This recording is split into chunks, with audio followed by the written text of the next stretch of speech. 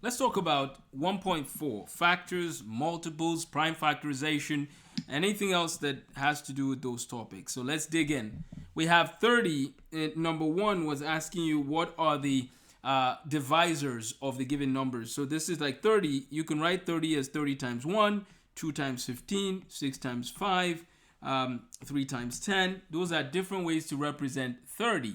Now, what is interesting is in number 2, for example, they ask you about 19. Well, 19 is a prime number, meaning it can only be divided by itself and 1. So 19 times 1 is 19.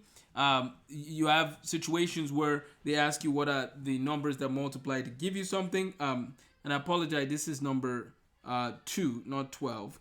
But 19 would be 19 times 1. And then we look at number 4, where they ask us about 51. In order to know if 51, the different factors for 51, it's good to know if 51 is divisible by a certain number. And we know that 51 is divisible by 3. How do we know that? Because 5 plus 1 is 6. 6 is a multiple of 3. Therefore, 51 is divisible by 3. So for 51 in number 2, we can say that the numbers that multiply to give 51 include 51 times 1 as well as 3 times 17. So that's what they're looking for in this section. We're trying to take each one and we're finding the factors that multiply to give that number. This will be a very good time to review your divisibility rules. That is very good to keep in mind. The divisibility rules. They are included in your Tools for Mastering Mathematics book, and make sure you review that. This is in the reference section, which I can provide the page number when we get to the next section. So, for example, the divisibility rules on page 29 of your Tools for Mastering Mathematics book, we are told that if a number is even, for example, then it is divisible by 2. Right away, we know that. If a number is, if the digits of a number add up to a multiple of 3, then that number is, we know that that number is divisible by 3. So, for example, 711, you just add up the digits. You get 9. 9 is a multiple of 3. Therefore, we know that 711 is divisible by 3. So it's something to keep in mind as you look at the different sections that you're working on. So number 1 to 12, those problems are dealing with, again, writing out numbers and their factors. One of the best ways to know numbers and their factors is to actually prime factorize the number. And the number, when you prime factorize the number, you get a certain set of numbers, right? So for example, let's take this example here. If you take the number 24, if I ask you what are the factors of 24, one way to do it is to break 24 down. Okay? After you've broken it down, you recognize that 24, first of all, is 2 times 12. We know that, right? But 24 times 1 is also 24.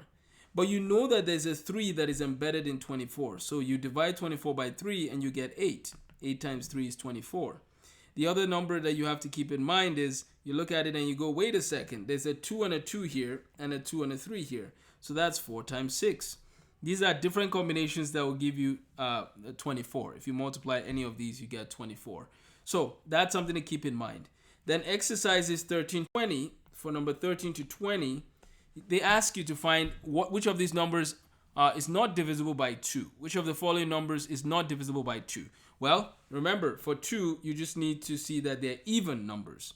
If two numbers are, if a number is even, meaning that it ends with 0, 2, 4, 6, or 8, that number is divisible by 2. No problem. And then for 3, we basically add up the digits. So that's for 2. For 3, you add the digits and see if you get a multiple of 3. If you get a multiple of 3, then that number is divisible by 3. For 4, we want to see that the last 2 digits of that number are divisible by 4. If they are divisible by 4, then we expect that the number is divisible by 4. For 5, the number has to end with 0 or 5. Again, this is on page 29 of your book. As you get familiar with these, you will get faster and more efficient in multiplying, dividing, and working through things. So remember to use these reference tools to improve your math skills. So we have 5, we have 4, we have 5, we have 6. For 6, if the number is divisible by 2 and 3, then it's divisible by 6 as well. Now, 7 is very interesting. Some textbooks actually don't tell you the divisibility rule for 7, so feel free to look at it and you'll find it to be very interesting. You double the last digit and subtract it from the number that remains. If the subtraction is 0 or divisible by 7, then the original number is divisible by 7. It's very interesting. Then for 8, 9, 10, 11, 10, of course, you have to have a 0 at the end.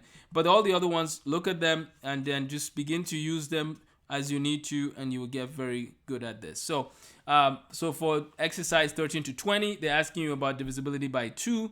For 21 to 28, divisibility by 3. You just add up those digits. For 29 to 36, you can look at the last two numbers. Are they divisible by 4?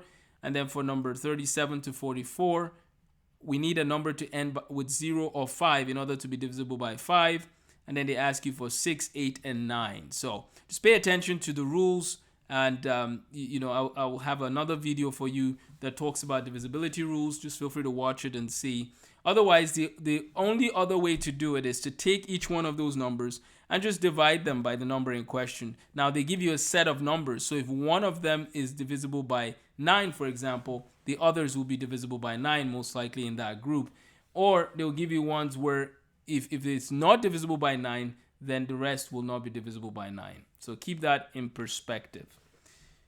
So we move now to number 69 to 80. This is from 1.4 in your book. For 69 to 80, they're asking you identify the given number as a prime, composite, or neither. So 19 again, that's prime, right? There's a way to find out or get more comfortable with prime numbers. We know that 2, 3, 5, 7, 11, 13, 17, 19, 23, 29, 31. So these are called like twin primes. And then we have 37, 41, 43, and 47. So there's more. There's not necessarily a pattern that you can observe.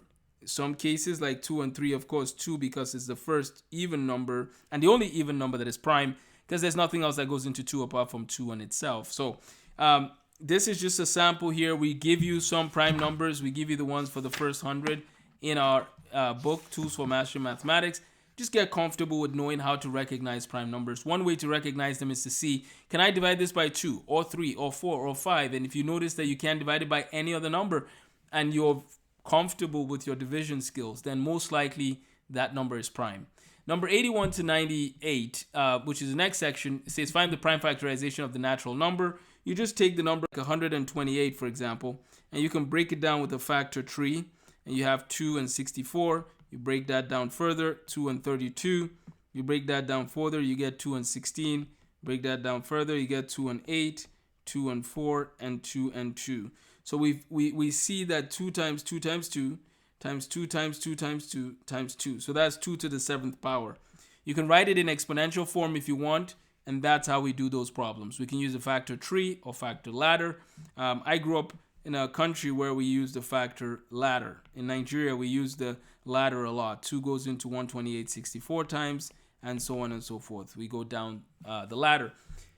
This section has a few numbers for you. Make sure you practice, get comfortable with it, use the same strategy. Try both, see which one you prefer. The next section from 99 to 110 is talking about things like when they give you 5 squared times 4 to the first. It just means that, of course, you write 5 squared as 5 times 5 and then times 4.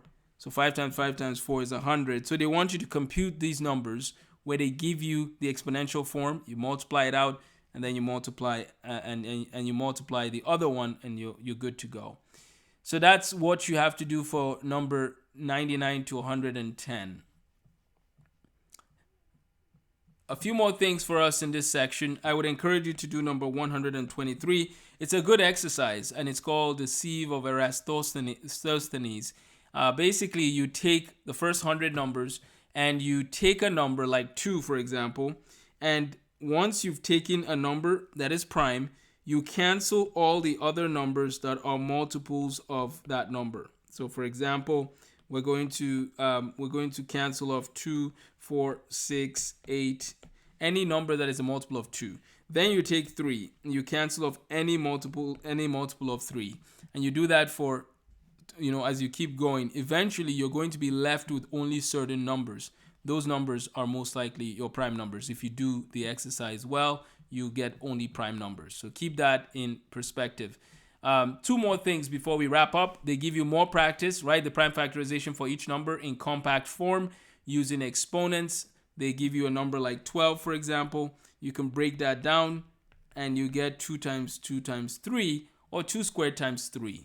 So keep that in perspective as you do those problems. Write them as exponents. And then finally, for number 111 to 114, find the area of a square with the given side.